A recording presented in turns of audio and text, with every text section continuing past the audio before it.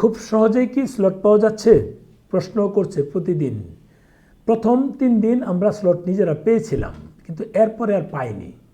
তার মানে প্রথম 3 দিন কিন্তু ইজিভাবে হয়েছে, এরপরে অনেক হয়তো ট্রাই করেছে, পেয়েছি কিনা জানি না, কিন্তু আমরা ট্রাই করেছি, প্রতিদিন ট্রাই করি, পাই না। ট্রাই করি যেহেতু পাই না, যেমন আমার পাসপোর্ট দিয়ে ট্রাই করেছিলাম, ভিজিট দিয়ে হচ্ছে না। বিজনেসের করেছিলাম, ট্যুরিস্টের করেছিলাম, ট্যুরিস্টের আরেকজনের করেছিলাম, হয়নি। যেহেতু হয়নি তার মানে ইজিভাবে ভিসা এই স্লট পাওয়া যাচ্ছে না, খুব সহজেই স্লট পাওয়া যাচ্ছে না। আমরা তো আবেদনের জন্য কিছু টাকা নিচ্ছিলাম, সেটা 1000 টাকা নিচ্ছিলাম, কিন্তু বাকিটা তো আমরা নিজেরা নিতে পারি না, বিধায় আমাদের থার্ড পার্টিদের নিতে হচ্ছে। এবং থার্ড পার্টিদের নিতে হচ্ছে বিধায় আমাদের এই মানে ইজিভাবে হচ্ছে না, একটু ঝামেলা করে নিতে হচ্ছে। আমরা তো স্লট নিচ্ছি, গত সপ্তাহে অনেকগুলো স্লট পেয়েছি, প্রায় শতাধিক পেয়েছিলাম। এ সপ্তাহেও 150-র মতো জমা দেওয়া আছে, দেখি কতগুলো আসে, সেটা জানি না কি হয়। তবে এখন এই মুহূর্তে ইজিভাবে স্লট পাওয়া যাচ্ছে না।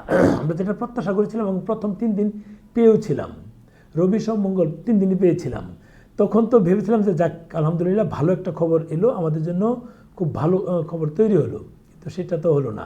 আরেকটা বিষয় বলে রাখি, আপনাদের টাইম যেটা দেওয়া থাকবে স্লটের মধ্যে, ইনভয়েসের মধ্যে, সেই অনুযায়ী আপনারা ভিসা সেন্টারে যাবেন, 5 মিনিট 10 মিনিট আগে প্রবেশ করবেন।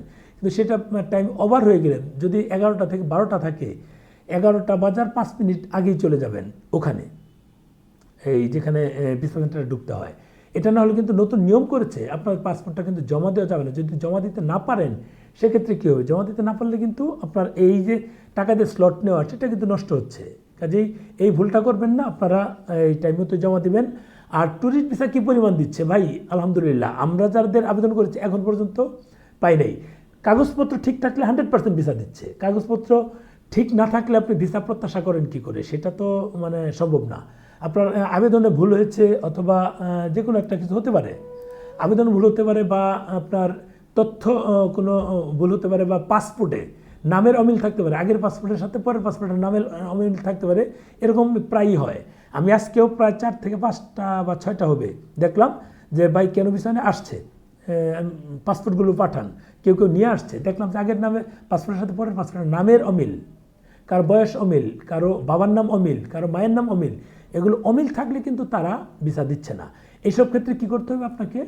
সোজা কথা, আপনার মানে কোর্ট এফিডেভিট করতে হবে। কোর্ট এফিডেভিট ছাড়া কোনো ওয়ে নাই। ভালো থাকবেন, শেয়ার দেন ভিডিওটা।